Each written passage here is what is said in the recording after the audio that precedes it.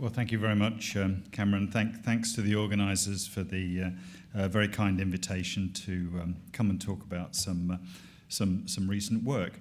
We've become interested in the search for new drugs for whipworm, parasitic worm that, as you know, infects 500 million people.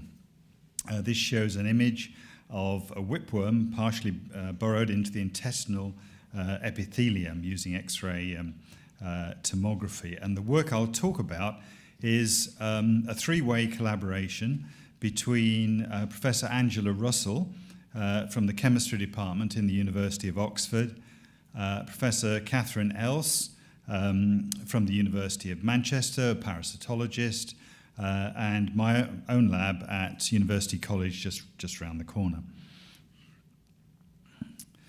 So the whipworm, trichuria, is an intestinal parasitic worm that infects about 500 million people, mainly in Africa, Asia, and Central and South America.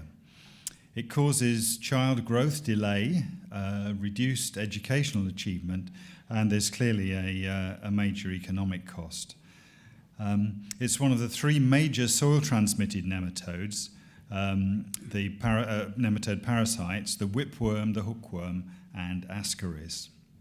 There are currently huge efforts to control whipworm and these other soil-transmitted nematodes by mass drug administration. And I think something like 600 million doses a year of albendazole and mebendazole donated by GSK and Johnson & Johnson are being used, mainly distributed to school-age children, typically as one dose per year. And we're all grateful for these wonderful organizations listed here and others that support, including the Wellcome Trust, that support important work in this area.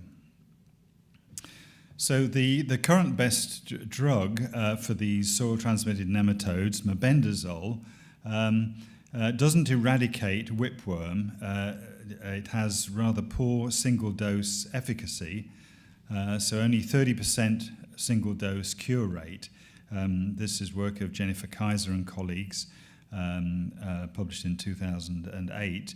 And more recently, in a Lancet review, she and colleagues noted that, well, the drug pipeline is pretty much exhausted in the context of whipworm. Also, with 540 million subtherapeutic doses being given of this drug per year, then it's likely going to lead to resistance. So all these things make it important that we need new drugs ultimately with better single-dose efficacy. So the search for new antihelminthics in this context, I think, is important. Helping in this, recently, genomes of trichuris, both the human parasite and the mouse parasite, have been completed. And the mouse parasite, which is the one we've used, can serve as a useful model for the human disease. They have similar numbers of genes, and it's a pretty good model for the human parasite. Here's a thriving mass of T. muris. The larger ones are the females. The small, more transparent ones are the males in this movie. About 5,000 genes have a one-to-one ortholog between the two species, and these show an average of 79% identity at the amino acid level. So, and it has been used by many labs as a model for the human parasite. In my lab, we've developed an invertebrate automated phenotyping platform, call it INVAP, and algorithms for fast, high-throughput quantification of growth and movement. We developed this initially for studies on C. elegans models of human disease, but we found recently that it also applies to the study of parasitic worms and even mosquito larvae. So we can look at 96 well plates, analyze them quickly, and get a quantitative readout of drug impact on motility and development of the worms. And this just shows some Trichuris muris wriggling happily in a 96 well plate, and then some hits from our screen looking not so happy. And on the right, the volcano plot highlights the most effective and consistently active compounds. If they can see that here, sorry.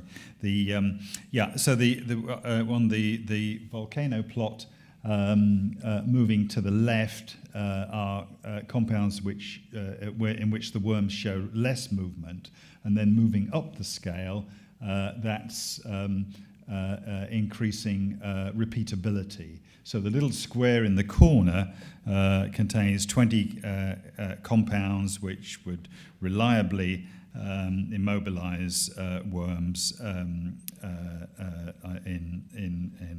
all the tests that we did. And we looked at these, and predominantly these formed a family of dihydrobenzoxazepinones. I'm just going to call them DHBs because it's easier to say. And Angela and her colleagues in Oxford established the synthetic route to generate a series of variants around the core structure to help understand their structure-activity relationship. And we found them effective against the adult ex vivo whipworms with an EC50 of 25 to 50 micromolar. So this was a novel antihelminthic chemotype, and we published our initial findings a couple of months ago in PLOS Neglected Tropical Diseases. Encouragingly, we did some preliminary toxicity tests against mammalian cells. This was a gut cell line, and the EC50 was higher than 100 micromolar. Clearly, we need to do more tests on that, but the preliminary toxicity looked encouraging. We then tested for in vivo activity of DHBs for their capacity to clear parasites from the mouse after oral dosing. And we saw that there was activity in that capacity to clear parasites from the mouse. We also did some experiments in which the embryonated eggs were soaked in the compounds for 14 days. They were then washed, and 30 eggs administered per mouse by oral gavage, and the mice killed 15 days post-infection, and the worm burden counted. And for OXO 2983, you can see that there was a significant reduction in infectivity. So there could be more than one application of the chemistry in that infective eggs in the environment are particularly they're a source of reinfection, and so it might be possible to engineer the chemistry to on the one hand for treatment of individuals, but in a second context to look for perhaps in a different formulation, an environmental spray. So there clearly are these different points in the life cycle where one could attack the whipworm. So our first findings on the chemistry have just been published. Looking ahead, we're quite excited that the DHBs also act on C. elegans. So this offers us a genetic approach to identify the molecular target. At the moment, we don't know what the target is. We just know that they're effective in killing whipworms. But we can use the power of the C. elegans genetic toolkit to go for their molecular target. That would enable us to do lead optimization both on target and parasite. We did, during the course of this study, find a second class of chemistry with activity, which might actually be more appropriate as a